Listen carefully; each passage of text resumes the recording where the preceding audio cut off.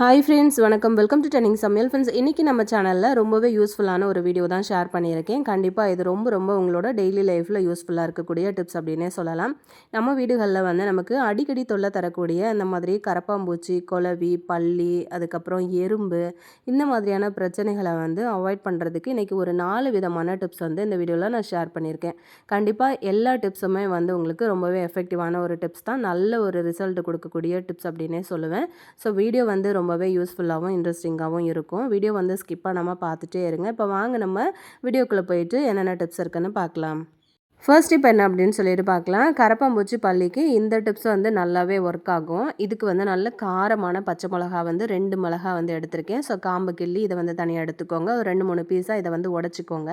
ஒரு சின்ன மிக்ஸி கப்பில் இந்த பச்சை மிளகாயை உள்ளே சேர்த்துக்கலாம். அதே மாதிரி தோலோடு இருக்கிற பூண்டு வந்து ஒரு 2லேருந்து 3 பல் பூண்டு வந்து சேர்த்துக்கோங்க. ஒரு 6, 7 மிளகு வந்து சேர்த்துக்கோங்க.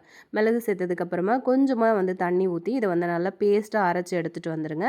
அரைச்சி எடுத்ததுக்கப்புறம் எக்ஸ்ட்ரா தண்ணி வந்து நீங்கள் ஆட் பண்ணிக்கோங்க. இப்போ நிறைய தேவைப்படுச்சு அப்படின்னா அதுக்கேற்ற மாதிரி தண்ணி ஆட் பண்ணிக்கோங்க. ரொம்ப அதிகமாக சேர்த்துறாதீங்க. அதோட காரம் எல்லாமே குறைஞ்சி போச்சு அப்படின்னா நமக்கு இது வந்து ஒர்க் ஆகாது.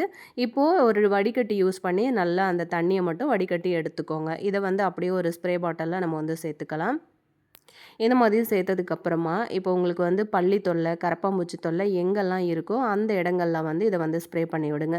அந்த மிளகு, பூண்டு இந்த வாசனைக்கு வந்து பார்த்திங்கன்னா அந்த பச்சை மிளகாயோட காரத்தன்மைக்கும் சேர்த்து உங்களுக்கு வந்து இந்த கரப்பாம்பூச்சி தொல்லை ரொம்ப ஜாஸ்தியாக இருக்குது அப்படின்னா அந்த இடங்கள்லாம் ஸ்ப்ரே பண்ணி விடுங்க. 2வது அந்த வாடைக்கு வந்து உங்களுக்கு கரப்பாம்பூச்சி வந்து வரவே வராது.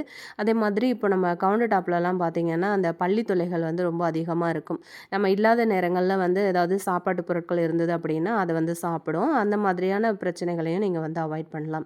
முக்கியமாக அடுப்புக்கு பின்னாடி அடுப்பை சுற்றி அதுக்கப்புறம் பக்கத்தில் வந்து ஏதாவது திங்ஸ் எல்லாம் வந்து வச்சுருக்கீங்க அப்படின்னா அந்த இடங்கள் எல்லாத்துலேயுமே இந்த மாதிரி ஸ்ப்ரே பண்ணி விட்டீங்க அப்படின்னா உங்களுக்கு வந்து கரப்பாம்பூச்சி தொல்லையோ பல்லி தொல்லையோ வந்து உங்களுக்கு வராமல் இருக்கும். இதை வந்து வாரத்தில் 2 அல்லது 3 நாளுக்கு வந்து தொடர்ந்து செய்யுங்க. இதை வந்து நீங்கள் கண்டினியூஸாக செஞ்சுட்டே வந்தீங்க அப்படின்னா உங்களுக்கு வந்து இந்த மாதிரி பிரச்சனைகளை வந்து அவாய்ட் பண்ணிக்கலாம். அதே மாதிரி சிங்க் ஏரியா இருக்கு இல்லையா, சிங்க் ஏரியா கீழே வந்து பார்த்திங்க அப்படின்னா அந்த பைப் இருக்கும்ல, அந்த தண்ணி வெளியே போகிறது அந்த பைப்பில் அதுக்கப்புறம் சிங்க்குக்கு நடுவுலலாம் இந்த தண்ணியை வந்து ஸ்ப்ரே பண்ணி விடுங்க. ராத்திரி நேரங்களில் அந்த ஓட்டை வழியாக நமக்கு வந்து கரப்பாம்பூச்சி குட்டிகள் இருக்குது பார்த்தீங்களா, அது எல்லாமே வந்து அதிகமாக வர ஆரம்பிக்கும். ஸோ அதெல்லாம் அவாய்ட் பண்ணுறதுக்கு சிங்க்குள்ளேயும் அந்த மாதிரி ஸ்ப்ரே பண்ணி விடுங்க. இப்போ நம்ம அடுத்த டிப் பார்க்கலாம். இதுவும் வந்து பார்த்திங்க அப்படின்னா உங்களுக்கு கரப்பாம்பூச்சி தொல்லை பல்லிக்கு எல்லாமே நல்லாவே வந்து கேட்குங்க. இதுக்கு வந்து நம்ம கிராம்பு தான் இன்றைக்கி எடுத்திருக்கோம். இது வந்து பார்த்திங்கன்னா இந்த 8 கால் பூச்சியெல்லாம் இருக்கும் இல்லையா, ஸோ அதுக்குமே இது வந்து நல்லாவே ஒர்க் அவுட் ஆகும். இப்போது இந்த கிராம்பு வந்து பார்த்திங்கன்னா ஒரு 7, 8 கிராம்பு வந்து எடுத்து தண்ணி ஊற்றி ஊற வச்சுருக்கேன்.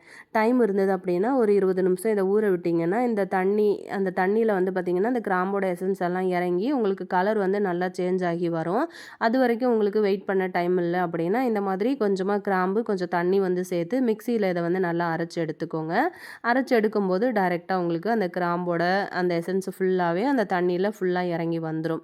இதை வந்து நம்ம ஃபஸ்ட்டு வடிகட்டி எடுத்துக்கலாம்.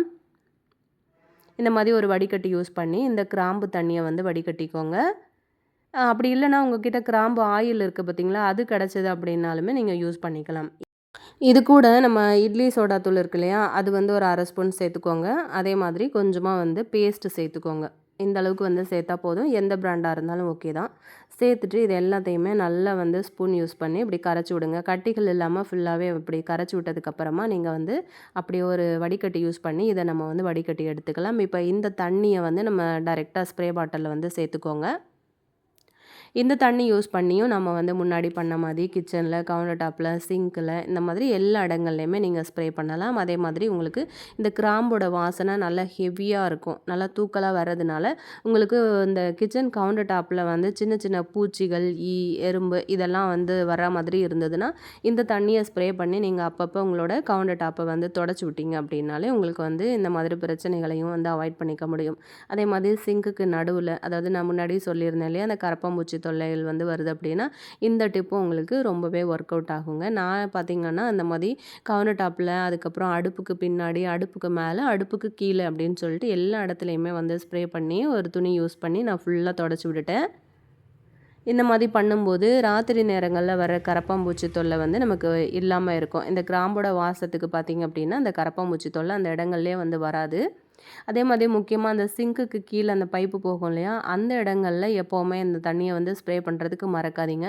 இந்த தண்ணியையும் பார்த்தீங்கன்னா, வாரத்துல ஒரு 3 நாள் இல்லது 4 நாள் வந்து தொடர்ந்து செஞ்சுட்டே இருங்க.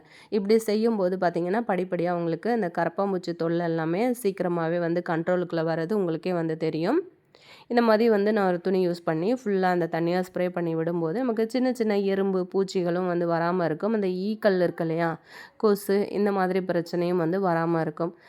இந்த தண்ணியிலேயே வந்து எக்ஸ்ட்ரா கொஞ்சம் தண்ணி வந்து ஆட் பண்ணி, நீங்க வீடு துடைக்கும்போது இந்த தண்ணீல வந்து யூஸ் பண்ணி துடைச்சீங்க அப்படின்னாலுமே, உங்களுக்கு சின்ன சின்ன எறும்பு, ஈக்கள், கொசுக்கள், இந்த குட்டி குட்டி வண்டுகள் இதெல்லாமே வந்து வராம இருக்கும். கண்டிப்பா நல்ல ஒர்த்தான ஒரு டிப்ஸ் அப்படின்னே சொல்லுவேன். எல்லா டிப்ஸுமே நல்லா உங்களுக்கு ரிசல்ட் குடுக்கும். ட்ரை பண்ணி பாருங்க. அடுத்த டிப் என்ன அப்படின்னு சொல்லிட்டு பார்க்கலாம். அந்த மாதிரி எறும்பு தொல்லை ரொம்ப அதிகமா இருக்கு அப்படின்னா, அப்ப நான் சொல்ற ஐடியா படி ஃபாலோ பண்ணி பாருங்க. உங்களுக்கு எறும்ப வந்து கொல்றதுக்கு விருப்பம் இல்ல, நான் அந்த மாரி பண்ண மாட்டேன் அப்படின்னா, இத வந்து நீங்க ட்ரை பண்ணாதீங்க. இப்போ நம்ம இதுக்கு என்ன பண்ணலாம் அப்படின்னு சொல்லிட்டு பார்க்கலாம். இப்போ நம்ம கிச்சன்லலாம் பார்த்தீங்க அப்படின்னா, எப்போவுமே ஒரு மாதிரி ஈரத்தன்மை இருக்குது அப்படின்னா, கண்டிப்பா ஒரு ஒரு எங்கன்னா 1, 2 ஓட்டைகள் இருக்குது அப்படின்னா, அது வழியா வந்து நமக்கு எறும்பு வந்து வர ஆரம்பிச்சுரும். ஆரம்பத்தில சின்ன சின்ன எறும்புகள் வர்ற மாதிரி இருக்கும். அதுக்கப்புறம் போக போக பார்த்தீங்கன்னா, கூட்டம் கூட்டமா வந்து எறும்பு வர ஆரம்பிச்சுரும். அந்த மாதிரி வருது அப்படின்னா, நீங்க இந்த மாதிரி ட்ரை பண்ணி பாருங்க. இப்போ இதுக்கு வந்து பார்த்தீங்கன்னா, நம்ம சமைக்கிறதுக்கு யூஸ் பண்ணுவோம் இல்லையா? வினிகர். அந்த வினிகர் தான் நான் வந்து எடுத்திருக்கேன். இந்த வினிகர் மட்டும் தான் நம்ம இன்னைக்கு எடுத்திருக்கோம். அத வந்து இந்த மாதிரி ஒரு ஸ்ப்ரே பாட்டில்ல வந்து சேர்த்துக்கோங்க. நான் முன்னாடியே சொன்ன மாதிரி உங்களுக்கு எறும்ப சாகடிக்கிறதுக்கு விருப்பம் இல்ல அப்படின்னா, கண்டிப்பா அத வந்து நீங்க அவாய்ட் பண்ணிடுங்க. இந்த டிப்ஸ வந்து அவாய்ட் பண்ணிடுங்க. லைட்டா வந்து துணி வச்சு நீங்க தொடச்சு கூட எடுத்து அத அப்படியே விட்டுறலாம். ஆனா நீங்க ரொம்ப அதிகமா இருக்கு, இத தவிர வேற வழி இல்ல அப்படின்னு நெனச்சீங்கன்னா, இத ட்ரை பண்ணி பாருங்க. அந்த வினிகர அப்படியே எல்லா இடத்துலயுமே வந்து ஸ்ப்ரே பண்ணி விட்டுருங்க. ஜஸ்ட் ஒரு 2 நிமிஷத்துலயே அவ்ளோ எறும்புமே வந்து செத்து போயிரும். இது வந்து கூடு கட்டுன மாரி அந்த ஓட்டைக்குள்ள இருந்து வந்துகிட்டே இருந்ததுனால, என்னால எதுவுமே செய்ய முடியல. ரொம்ப அதிகமா இருக்க கொஞ்சம் பெரிய பெரிய எறும்புகள் எல்லாம் வந்து வர ஆரம்பிச்சிருச்சு. ஸோ அது கடிச்சோனே பார்த்தீங்கன்னா, ரொம்பவே வந்து வீக்கம், வலி எல்லாம் இருந்தது. அதனாலேயே நான் இந்த மாரி வந்து ட்ரை பண்ணேன். ஸோ உங்களுக்கு வந்து விருப்பம் இல்லன்னா, அத வந்து அவாய்ட் பண்ணிக்கோங்க. இப்போ நம்ம அடுத்த டிப் என்ன அப்படின்னு சொல்லிட்டு பார்க்கலாம். இந்த மாரி நம்ம வீடுகள்ல வந்து பார்த்தீங்கன்னா, இந்த மாதிரி குளவிகள்லாம் வந்து கூடு கட்டும் இல்லையா? இத வந்து எப்படி நம்ம அவாய்ட் பண்றதுன்னு பார்க்கலாம். ஒரு சிலர் சொல்லுவாங்க, இந்த மாரி குளவி வீட்ல கூடு கட்டுறது நல்லது அப்படின்னு சொல்லுவாங்க. எதுவா இருந்தாலுமே உள்ளுக்குள்ள இருக்கிற குளவி வந்து பாய்சனோட, அதாவது விஷத்தோட இருந்தது அப்படின்னா, வீட்ல குழந்தைங்க இருக்கிறாங்க அப்படின்னும்போது, அது எப்பவுமே ரிஸ்க் தான். ஸோ அத வந்து அவாய்ட் பண்றதுக்கு இப்படி ட்ரை பண்ணுங்க. சின்ன வெங்காயம் ஒரு 4 சின்ன வெங்காயம், ஒரு 2 பல்லு பூண்டு தோலோட போட்டிருக்கேன். ஒரு 1/4 டீஸ்பூன் அளவு மிளகுத்தூள் வந்து சேர்த்துருக்கேன். மிளகுத்தூள் இல்லன்னா மிளகா வந்து அப்படியே சேர்த்துக்கோங்க. அதே மாதிரி இந்த காய்ச்சல் மாத்திரை இருக்கு பார்த்தீங்களா? அந்த மாத்திரை 1 மாத்திரையிலருந்து 2 மாத்திரை வந்து கூடவே சேர்த்துக்கோங்க. சேர்த்து கொஞ்சம் தண்ணி ஊத்தி நல்லா அரைச்சு எடுத்துக்கோங்க. இந்த மாதிரி பேஸ்ட்டா அரைச்சு எடுத்ததுக்கப்புறம் எக்ஸ்ட்ரா தண்ணி கொஞ்சமா ஊத்தி, இத வந்து நம்ம வடிகட்டி தனியா எடுத்துக்கலாம். இந்த ஒரு தண்ணியே போதுங்க. உங்க வீட்ல வந்து இந்த 8 கால் பூச்சி தொல்லைலாம் ரொம்ப அதிகமா இருக்கு அப்படின்னா, இந்த தண்ணி மட்டும் யூஸ் பண்ணி நம்ம ஓட ஓட விரட்டிடலாங்க. இப்போ நம்ம என்ன பண்ணுறோம் அப்படின்னு பார்த்தீங்கன்னா, இந்த பூச்சி உருண்டைன்னு சொல்லுவாங்க இல்லையா? இந்த நாப்தலின் பால் பீரோலலாம் போட்டு வச்சுருப்பாங்கல்ல, அந்த ஒரே ஒரு பால் வந்து எடுத்திருக்கேன். அத நல்லா பொடியா நசுக்கி இந்த மாதிரி சேர்த்துக்கோங்க. இது கூட வந்து கொஞ்சமா நான் கம்ஃபர்ட் வந்து சேர்த்துருக்கேன். இந்த கம்ஃபர்ட் தண்ணி கூட நம்ம இப்போ ரெடி பண்ணி எடுத்தோம் இல்லையா? இந்த தண்ணியையும் வந்து சேர்த்துக்கோங்க. இதில நம்ம வந்து சின்ன வெங்காயம்லாம் சேர்த்துருக்கிறதுனால, இந்த தண்ணி வந்து யூஸ் பண்ணும்போது ஒரு மாதிரி ஸ்மெல் அடிக்கும். ஸோ வாசனைக்காக நான் வந்து இன்னைக்கு கம்ஃபர்ட் வந்து சேர்த்துருக்கேன். ஸோ இந்த நாப்தலின் பால் வந்து நீங்க சேர்க்கும்போது, உங்களுக்கு வந்து இந்த 8 கால் பூச்சி தொல்லைலாம் இருக்கிற இடமே வந்து தெரியாமவே போயிடும். ஸோ இத வந்து நல்லா எல்லாத்தையுமே மிக்ஸ் பண்ணிட்டு, அதுக்கப்புறமா இத வந்து ஒரு ஸ்ப்ரே பாட்டில்லையும் வந்து சேர்த்துக்கோங்க. அதுக்கப்புறம் ஒரு சின்ன பக்கெட்ல வந்து கொஞ்சம் தண்ணி எடுத்திருக்கேன். அது வந்து செவுத்துல வந்து துடைக்கிறதுக்காக. ஸோ அதுக்குள்ளேயும் கொஞ்சம் வந்து சேர்த்துருக்கேன். இந்த மாதிரி ஹால்ல வந்து பார்த்தீங்கன்னா, அந்த ஸ்கர்ட்டன்லாம் போட்டிருப்போம் இல்லையா? ஈவினிங் நேரத்தில அந்த சின்ன சின்ன கொசுக்கள், பூச்சி, குட்டி குட்டி வண்டுகள் எல்லாம் வந்து உட்காரும். அந்த மாதிரி டைம்ல நீங்க இந்த தண்ணிய வந்து ஸ்ப்ரே பண்ணி விட்டீங்க அப்படின்னா, உங்களுக்கு அந்த மாதிரியான பிரச்சனைகளும் வந்து இல்லாமயே போயிடும்.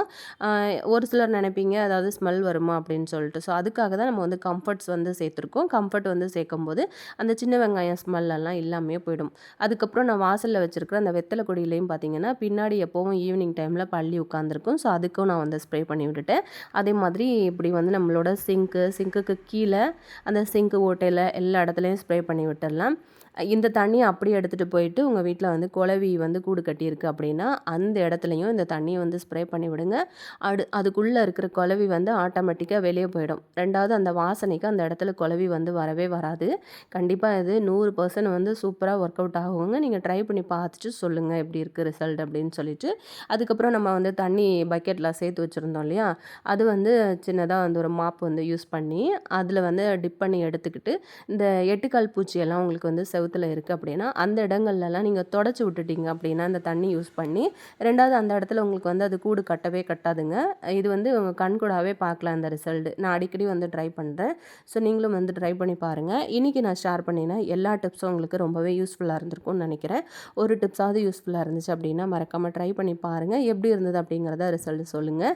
அதே மாதிரி இந்த வீடியோவை உங்கள் ஃப்ரெண்ட்ஸ் அண்ட் ஃபேமிலி மெம்பர்ஸோடையும் வந்து ஷேர் பண்ணிக்கோங்க. இப்போ நம்ம அந்த எட்டுக்கால் பூச்சி எங்கெல்லாம் உங்களுக்கு மேலே கூடு கட்டுதோ அந்த இடங்கள்ல எல்லாத்துலேயுமே வந்து இப்படி வந்து தண்ணியை யூஸ் பண்ணி தொடச்சி விட்ருங்க. 2வது அந்த இடத்துல உங்களுக்கு எட்டுக்கால் பூச்சி நீங்கள் பார்க்கவே மாட்டீங்க. நல்லாவே ஒர்க் அவுட் ஆகுங்க. இதே மாதிரி யூஸ்ஃபுல்லான இன்னொரு நல்ல வீடியோவில் நான் உங்களை திரும்ப மீட் பண்ணுறேன் ஃப்ரெண்ட்ஸ். தேங்க்யூ.